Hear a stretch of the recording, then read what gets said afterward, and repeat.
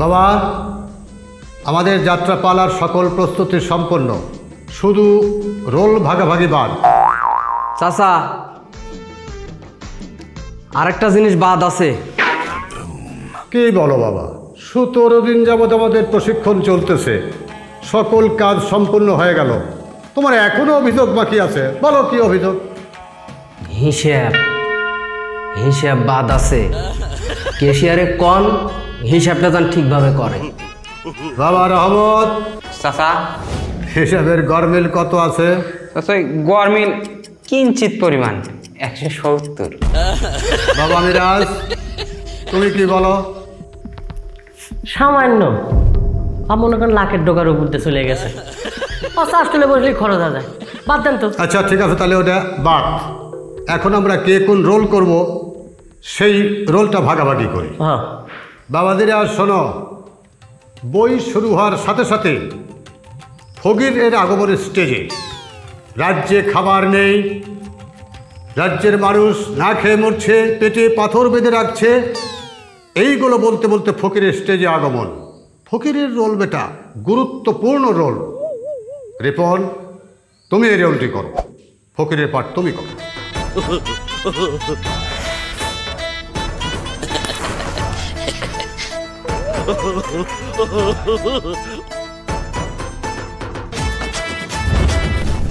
আর 17 দিন ধরে আমি ঘর ঝাড় দেই, আমি মানুষ ডাকি, আর আমি গরিব মানুষ দেখে আমার দিচ্ছেন ফকিরের পাঠ। এই যাত্রাই আমি আর করব না। বাবা বসো বসো, ফকিরের পাঠ একটা গুরুত্বপূর্ণ পাঠ, তোমাকে দিবেছিলাম, তুমি জিনিসটা করলে না, বসো। বাবা মিরাজ, গুরুত্বপূর্ণ পাঠ ফকিরের পাঠ তুমি করো। এটা কোনো কথা বলেন চাচা? আমি একলা মানুষ টাকা দিছি 2000। আমি এই ফকিরের ফাঁকার চরিত্র করে পারবো না, আপনার টাকা ঘুরে দেওয়ার ব্যবস্থা করে দেন, আমি একটা যাত্রাই করবো না। বাবা রহমত, চাচা, আমার গায়ের কালার দেখছেন?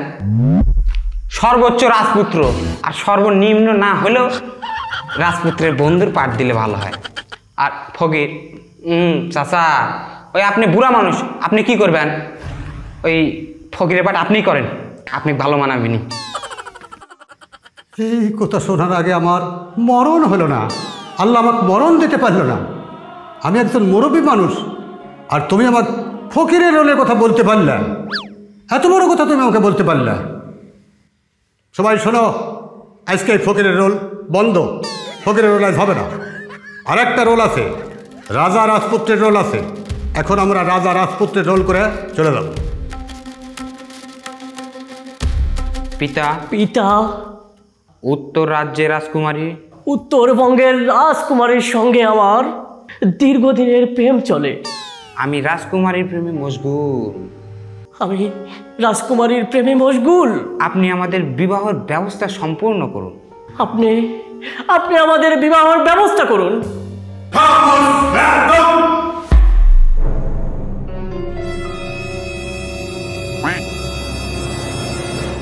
একটু আস্তে কথা কওয়া যায় না?